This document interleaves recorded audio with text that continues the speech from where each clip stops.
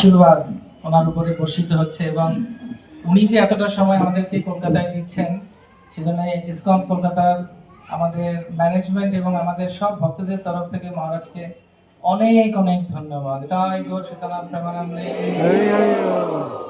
এবং এটা আমাদের আরো সৌভাগ্য যে গুরুদেব যখন নিজে এসে হরিকথা শ্রবণ করাচ্ছেন আমাদেরকে এবং তার কাছ থেকে আমরা হরিকথা ভগবানের শুদ্ধ ভক্তি কথা শুনছি, শ্রীমদ্ ভাগবতমের অনুযায়ী এর থেকে বড় আশীর্বাদ আর হতে পারে না।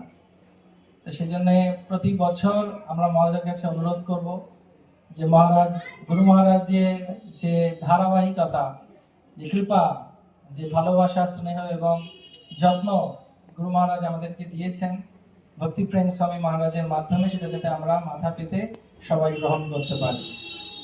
তো এটা আমাদের উপরেও অনেক বড় দায়িত্ব যে উনি আসছেন এবং উনি রাজি হয়েছেন দীক্ষা দেবার জন্য। উনি খুব একটা উপর থেকে সিম্পল দেখলেও কিন্তু খুব স্ট্রং। হরে কৃষ্ণ।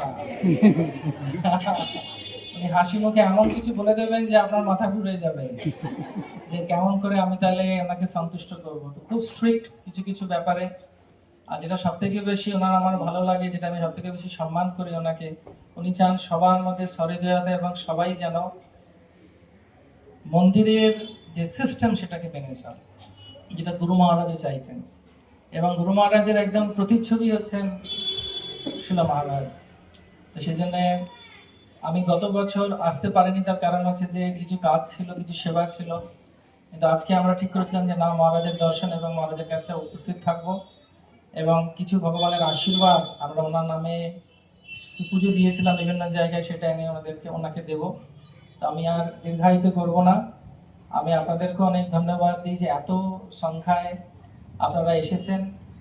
আশা করি যে পরের বারে যখন আসবেন আমরা সামনের জায়গাতে আরো বড় করে এই প্রোগ্রাম করতে পারবো এবং তাতে মহারাজ থাকবেন। সবাই হরিবল বলছে না কেন? প্রসাদ ভাগে কম পড়বে তাই। মহারাজকে অনেক অনেক ধন্যবাদ। আর আমাদের সবার ভুল ত্রুটি আপনি নিজে গুণে ক্ষমা করে দেবেন, কারণ আপনি বৈষ্ণব। এবং আমি আপনাদেরকেও অনেক আন্তরিকভাবে ধন্যবাদ জ্ঞাপন করি যে হরিকথা শোনার জন্য এবং মহারাজের আশীর্বাদ নেওয়ার জন্য প্রভুপাদের জন্মস্থানে মহাতীর্থে আপনারা উপনীত হয়েছেন। অনেক অনেক ধন্যবাদ। হরে কৃষ্ণ।